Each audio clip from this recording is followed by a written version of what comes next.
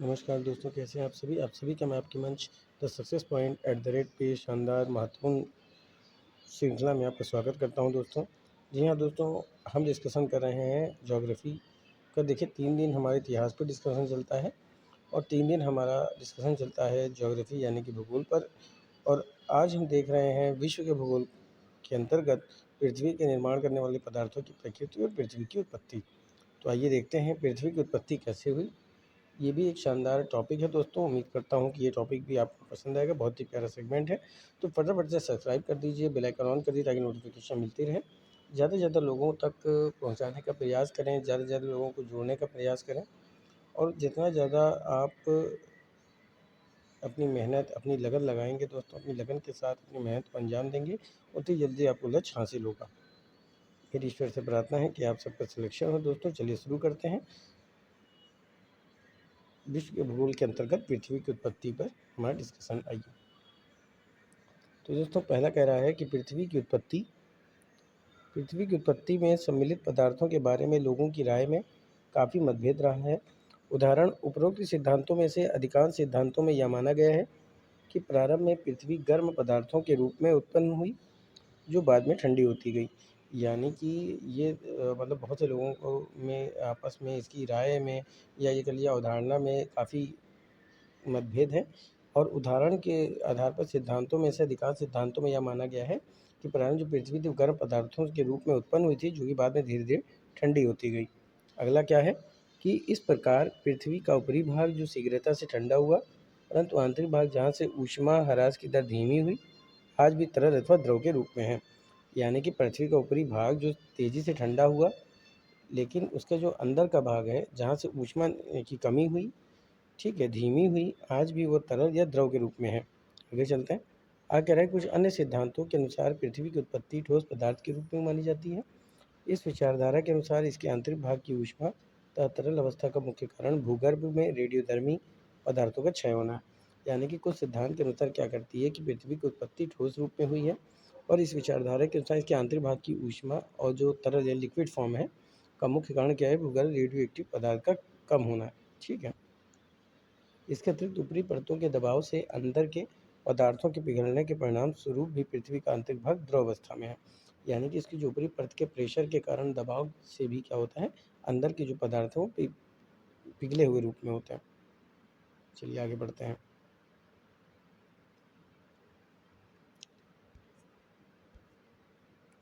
ऐसा भी कहा जाता है कि पृथ्वी की उत्पत्ति छोटे छोटे ठोस कणों से मिलकर एक वृत्त रूप धारण करने से हुई है।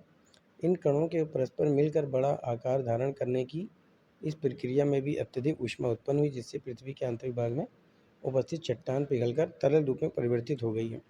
यानी कि जो ऊष्मा उत्पन्न हुई छोटे छोटे कणों के रूप में मिलकर एक बड़ा रूप धारण किया, और उन छोटे छोटे कणों के परस्पर मिलने से बड़ा आकार धारण करने से इस प्रक्रिया में अत्यधिक क्या हुई, ऊष्मा उत्पन्न हुई, जिससे पृथ्वी के आंतरिक भाग में उपस्थित जो चट्टानें थीं वो पिघलकर तरल रूप में परिवर्तित हो गई। अगला है, परंतु यह निश्चित रूप से माना जा सकता है कि पृथ्वी की उत्पत्ति चाहे जिस पदार्थ से हुई हो, एक समय तरल अवस्था में अवश्य रहा है। ठीक है। उत्पत्ति चाहे जिस पदार्थ से हुई हो, एक समय तरल अवस्था में अवश्य रहा। साथ ही पदार्थों के एकत्रीकरण यानी पदार्थों के इकट्ठे होने की प्रक्रिया के साथ साथ पदार्थ के घनत्व के आधार पर विभाजन तथा विभेदीकरण विवरण हुआ है। अगला है, इस प्रकार पृथ्वी में अनेक परतें पाई जाती हैं जो अपने गुणों के कारण एक दूसरे से पृथक मानी जाती है। इसके भौतिक तथा रासायनिक गुण, मोटाई, घनत्व, तापमान तथा धात्विक अंशों में भी अंतर पाया जाता है। पृथ्वी का धरातली भाग हल्के पदार्थों से बना है। अगला क्या कह रहा है कि पृथ्वी वह तरल पदार्थ जो कि सिलिका, एल्युमिनियम जैसे कम घनत्व वाले खनिजों से बनी है, सियाल कहलाता है। यानी पृथ्वी की जो परत सिलिका व एल्युमिनियम से बनी है जिसमें कम घनत्व खनिज पाए, ठीक है, परत जिस जो कि सिलिका और एल्युमिनियम जैसे कम घनत्व वाले से बनती है, इसे उसे सियोल कहते हैं। तो इससे नीचे परत जो कि सिलिकेट और मैग्नीशियम के योग से बनती है, सीमा कहलाती है। पृथ्वी के केंद्रीय भाग भारी खनिजों जैसे निकेल व लोहे से बना है। इस भाग को नीफे नाम दिया गया है। इस प्रकार पृथ्वी के विभिन्न परतों में विभाजन इसी विषमताओं के परिणाम स्वरूप है। अधिकांश अनुमानों के अनुसार पृथ्वी की ठोस परत भूपर्टी की उत्पत्ति 4.6 अरब वर्ष पूर्व मानी जाती है। चलिए आगे चलते हैं। अब देखते हैं कि पृथ्वी की भूगर्भिक इतिहास के बारे में। तो ये क्या कह रहा है कि पृथ्वी के भूगर्भिक इतिहास की व्याख्या का सर्वप्रथम प्रयास फ्रांसीसी वैज्ञानिक कास्ते द बफन ने किया था। अगला क्या कह रहा है कि वर्तमान समय में पृथ्वी के इतिहास को अधोलिखित कालखंडों में बांटा जा सकता है जो निम्नलिखित है। पहला है महाकल्प, यह सामान्यतः सबसे बड़ा कालखंड होता है। आगे चलते हैं। फिर कल्प के बाद होता है युग। दोस्तों युग क्या होता है? महाकल्पों को पुनः युगों में विभक्त किया गया है, जिन्हें क्रमशः प्रथम, द्वितीय, तृतीय तथा चतुर्थ युग कहा जाता है। यानी युग क्या क्या कहता है कि महाकल्पों को पुनः युगों में विभक्त किया जाता है, जिन्हें क्रमशः प्रथम, द्वितीय, तृतीय तथा चतुर्थ युग कहा जाता है। अगला है शकीय कल्प। प्रत्येक युग को छोटे छोटे शक अथवा कल्प में विभाजित किया गया है। पृथ्वी की उत्पत्ति आज से लगभग 4.6 अरब वर्ष पूर्व तक एक स्वचालित गैसीय पिंड से हुआ था। लगभग 4.6 अरब वर्ष पहले में उक्त गैसीय पिंड के ऊपर भूपटल का निर्माण हुआ। भूपटल के निर्माण काल को अजीवी महाकल्प की संज्ञा प्रदान की गई। भूपटल की स्थापना से लेकर आज तक के पृथ्वी के इतिहास को जीवी महाकल्प के रूप में अभिहित किया जाता है। चट्टानों की आयु के अनुसार जीवी महाकल्प को 5 प्रमुख भागों में विभक्त किया गया है। यानी पृथ्वी की उत्पत्ति आज से लगभग कै वर्ष पहले हुई थी? तो 4.6 अरब वर्ष पहले हुई थी। और अरब वर्ष में उक्त गैसीय पिंड के ऊपर भूपटल का निर्माण हुआ था। ठीक है। भूपटल के निर्माण काल को अजीवी महाकल्प की संज्ञा दी गई है।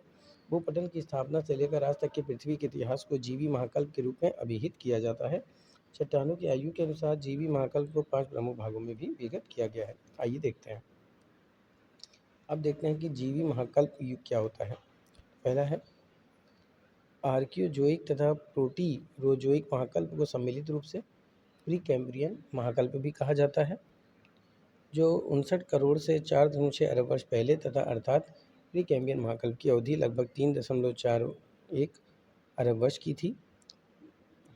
ध्यातव्य है कि आर्कियोजोइक तथा प्रोटीयोजोइक महाकल्प को सबसे लंबी अवधि वाले काल भाग इयोन की संज्ञा से भी अभिहित किया जाता है, यानी माना जाता है। अगला आर्कियोजोइक इरा की चट्टानों में जीवाश्म को पूर्णतः अभाव है, यानी कि यहाँ जीवाश्म नहीं पाया जाता। इसमें ग्रेनाइट तथा निश की प्रधानता है। इसमें सोना तथा लोहा आदि पाया जाता है। पृथ्वी पर जीवन की उत्पत्ति इसी महाकल्प से हुई है, जो कि आदि सागर में हुई थी। ठीक है। चलिए आगे है। प्रोटीजोइक महाकल्प में समुद्र में विविध प्रकार के अपृष्ठवंशी जीवों का विकास हुआ। अगला है संपूर्ण प्री कैम्ब्रियन महाकल्प में प्रायः अग्नि चट्टान भी ही पाए जाते हैं। सुपीरियल झील के समीपवर्ती भागों तथा भारत में दवाड़, छोटा नागपुर, कुड़प्पा समूह, दिल्ली क्रम की चट्टानें एवं अरावली पर्वत का विकास इसी महाकल्प में हुआ था। दोस्तों यहाँ से प्रश्न बन सकता है कि अरावली पर्वत का जो विकास हुआ था वो किस महाकल्प से हुआ था? तो वो जीवी महाकल्प युग से हुआ था। इस पर्वत निर्माणकारी क्रिया को चर्नियन हलचल की संज्ञा प्रदान की गई है। आगे चलते हैं। अब देखते हैं भूगर्भिक के बारे में।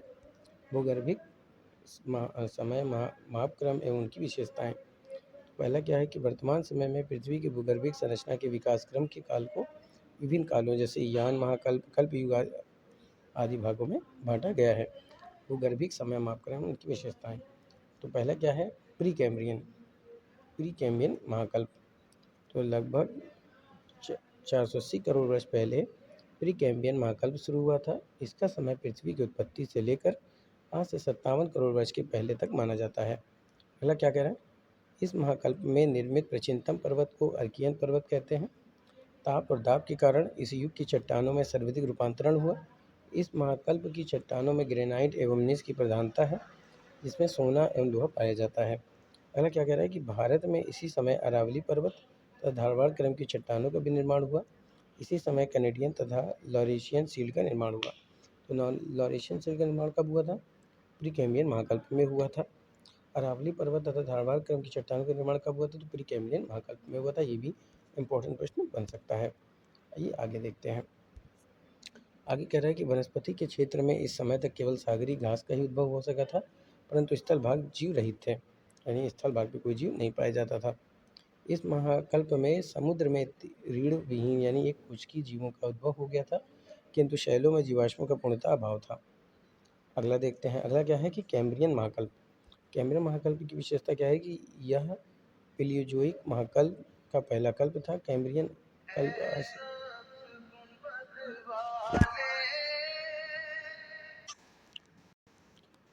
तो यह पेलियोजोइक महाकल्प का पहला कल्प था। कैम्ब्रियन कल्प आज से 57 करोड़ वर्ष पूर्व समाप्त हो गया, अर्थात यह कल्प 6.5 करोड़ वर्ष पहले तक था।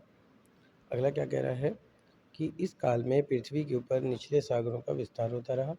ग्रेट ब्रिटेन के वेल्स, उत्तरी पश्चिम स्कॉटलैंड, पश्चिमी इंग्लैंड, कनाडा या संयुक्त राष्ट्र अमेरिका में कैम्ब्रियन चट्टानों का निर्माण हुआ। तो दोस्तों यहाँ से एक प्रश्न पूछा जा सकता है कि पश्चिमी इंग्लैंड, कनाडा तथा संयुक्त राष्ट्र अमेरिका में कैम्ब्रियन चट्टानों का निर्माण हुआ था, वो किस महाकल्प में हुआ था? तो वो उसका था कैम्ब्रियन महाकल्प, याद रखिएगा। चलिए आगे चलते हैं। यूरोप महाद्वीप में ज्वालामुखी क्रिया हुई, परंतु पर्वत निर्माण के लक्ष्य नहीं मिलते। स्थल सतह पर अभी भी जीवों का विकास नहीं हुआ था। दोस्तों फटाफट से सब्सक्राइब कीजिए। अगर आप मेरे चैनल पर नए विजिटर हैं तो आपसे गुजारिश है कि चैनल को सब्सक्राइब करें, बेल आइकन ऑन करें ताकि नोटिफिकेशन मिलते रहे। ज़्यादा से ज़्यादा लोगों को शेयर करें, लाइक करें, कमेंट करें। वीडियो आपको कैसी लगती है कमेंट में जरूर बताएं। अगर आप बहुविकल्पी प्रश्नों को देखना चाहते हैं तो आप मेरे प्लेलिस्ट में जाकर के देख सकते हैं। चलिए आगे चलते हैं।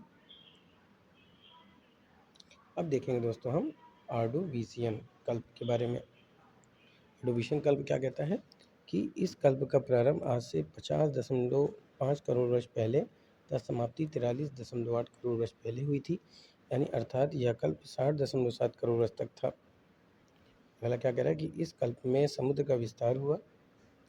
कुछ निचले सागरों में बालू और कीचड़ का जमाव बढ़ता है, जिस कारण कई सागर शुष्क हो गए। इस युग की चट्टानों का जमाव उत्तर पश्चिम यूरोप तथा उत्तरी अमेरिका में संपन्न हुआ। इस समय पर्वत निर्माण शुरू हो गया था। यानी पर्वत निर्माण प्रक्रिया कब समय हुआ था? ऑर्डोविशियन में। अगला प्रश्न, इस समय भी वनस्पतियों के विस्तार केवल सागरों तक सीमित रहा। अगला क्या कह रहा है कि इस समय सागरी भागों में ज्वालामुखी क्रिया सक्रिय थी। सब जगह पर गर्म जलवायु थी, किंतु कोई जलवायु कटिबंधीय नहीं थी। ये भी याद रखिएगा दोस्तों। अगले टॉपिक की तरफ बढ़ते हैं। तो टॉपिक कह रहा है सिल्यूरियन कल्प के बारे में। तो दोस्तों यह कल्प 43.8 करोड़ वर्ष पहले प्रारंभ हुआ था तथा 40.8 करोड़ वर्ष पूर्व समाप्त हो गया था। अगला क्या कह रहा है कि इस समय सागरी ताल में उतार चढ़ाव हो रहा था, परिणाम स्वरूप की प्रक्रिया प्रारंभ हो गई। इन सब के बावजूद पर्वत निर्माण की प्रक्रिया चलती रही, किंतु ऑर्डोविशियन कल्प भी की अपेक्षा ज्वालामुखी की क्रिया में कमी आई। जलवायु अनुपातिक रूप से सर्वत्र गर्म एवं समान थी। अगला क्या कह रहा है कि इस कल्प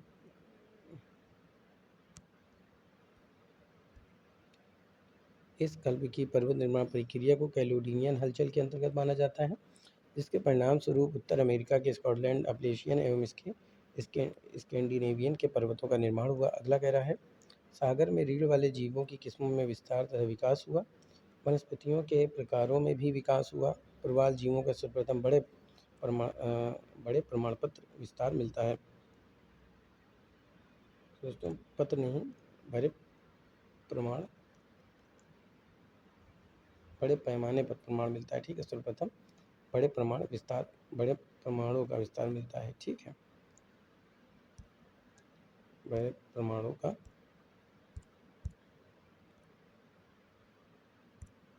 विस्तार मिलता है। ठीक है, ये हो गया। आगे चलते हैं। आगे है डोविनियन कल्प के बारे में। आइए देखते हैं। यह कल्प 40.28 करोड़ वर्ष पूर्व प्रारंभ हुआ, लगभग 36 करोड़ वर्ष पहले तक समाप्त हो गया था। इस काल की अवधि 4.8 वर्ष थी, यानी कि जो डोविनियन कल्प थी इसकी अवधि कितनी थी? 4.8 करोड़ वर्ष।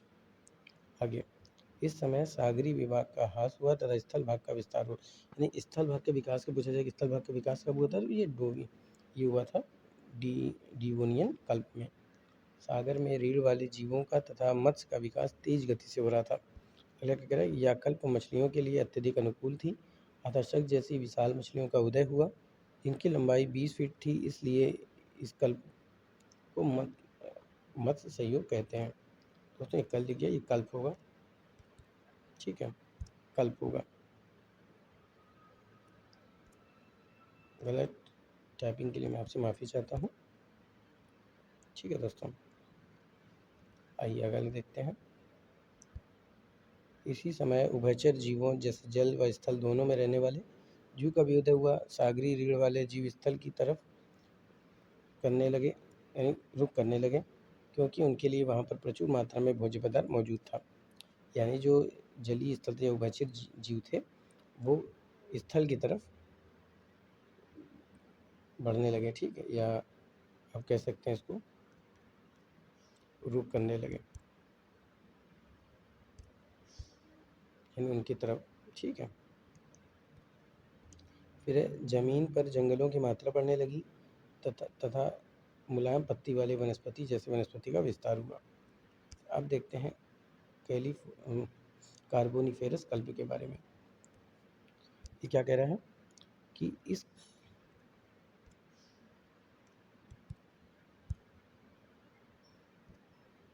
दोस्तों मैं आपसे माफ़ी चाहता हूँ कि हर जगह कल्प को कब लिख गया है, जल्दी टाइपिंग की वजह से इसमें गड़बड़ होता है। चलिए देखते हैं, इतना समझिएगा। इस कल्प का प्रारंभ लगभग 36 करोड़ वर्ष पहले हुआ तथा 28.6 करोड़ वर्ष पहले तक समाप्त हुआ। इसकी अवधि 7.7 करोड़ वर्ष थी। अगला क्या कह रहा है कि इस कल्प में पर्वत निर्माण प्रक्रिया अमेरिका हलचल से संबंध मानी जाती है। दूसरा, इस कल्प में लगभग 100 फीट ऊंचे पेड़ों का विकास हुआ, इसलिए इसे बड़े वर्षों का काल भी कहते हैं। अगला, या बड़े वृक्षों का भी कह सकते हैं दोस्तों इसको, बड़े वृक्षों का काल भी,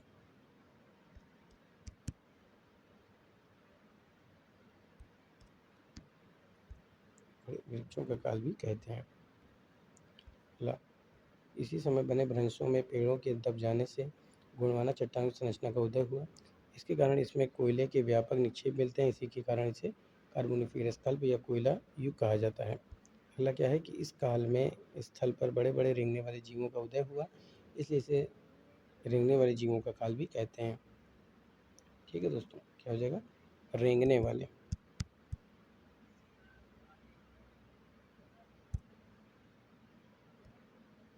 ठीक है, रेंगने वाले जीवों का काल भी कहते हैं। अब आगे देखते हैं पर्मियन कल्प के बारे में। क्या कह रहा है कि यह पेलियोजोइक महाकल्प का अंतिम कल्प है। दूसरा है, इस समय व्यापक भूगर्भिक हलचल के कारण ब्लैक फॉरेस्ट व वाजियस जैसे भ्रंशोत्थ पर्वत का निर्माण हुआ। अगला कह रहा है कि भूपटल में भ्रंश की क्रिया के कारण आंतरिक झीलों का विकास हुआ। इन झीलों में वशीकरण का कारण वैश्विक स्तर पर पोटाश निक्षेपों की रचना हुई। अगला है, तियनशान, अल्ताई तथा अपलेशियन जैसे पर्वत इसी काल में निर्मित हुए थे। देखिए, यहाँ से एक प्रश्न बन सकता है कि तियनशन, अल्ताई और अपलेशियन जैसे पर्वत किस काल में निर्मित थे, तो पर्मियन कल्प में। अगला है, जलवायु में मौसमी परिवर्तन के कारण सदाबहार वर्षों में कमी आई, परिणाम स्वरूप शुष्क मौसम तथा पाला को सहने वाले पर्णपाती वनों का विकास हुआ। अगला है, स्थलीय रहने वाले जीवों की संख्या तथा प्रजातियों में पर्याप्त वृद्धि हुई, विशेष रूप से कई प्रकार के कीड़ों का उद्भव हुआ, जलीय भाग जीवन की संख्या में कमी आई। ठीक है, आगे चलते हैं। आगे क्या है, ट्राइसिक ट्राइसिक कल्प। ट्राइसिक कल्प क्या है, तो यह मेसोजोइक का एक महाकल्प पहला कल्प था, यानी महाकल्प का एक पहला कल्प था। अगला है, सागर में मांसाहारी मत्स्य तुल्य सरीसृप का जन्म हुआ तथा अष्ट यानी केकड़े के समान किस्म की मछलियों का जन्म हुआ। और दूसरा है, इस काल में मेढक व कछुओं की भी उत्पत्ति हुई थी। यानी कि अगर पूछा जाए कि किस काल में मेढक व कछुओं की तथा केकड़े के समान मछलियों की उत्पत्ति हुई, तो ये ट्राइसिक कल्प था। याद रखिएगा दोस्तों। दोस्तों, ये था शानदार टॉपिक का डिस्कशन था, पृथ्वी की उत्पत्ति के बारे में, उसके आंतरिक संरचना के बारे में डिस्कशन करेंगे, उसके संरचना के बारे में डिस्कशन करेंगे और टॉपिक पे भी डिस्कशन करेंगे। उम्मीद करता हूँ कि आपको पसंद आया होगा, तो ज़्यादा से ज़्यादा लोगों से शेयर करें। और दोस्तों, अभी से जुट जाइए अपनी मेहनत में रंग लाने के लिए। जितना अच्छा आपका प्रयास होगा, जितनी ज़्यादा आपकी लगन होगी, जितनी ज़्यादा आपकी मेहनत होगी, उतना अच्छा आपको अचीवमेंट मिलेगा, उतनी जल्दी आपको अचीवमेंट मिलेगी। तो फिर मिलेंगे इसी जुनून के साथ नए टॉपिक पे। तब तक के लिए जय Hind, wish you all the best.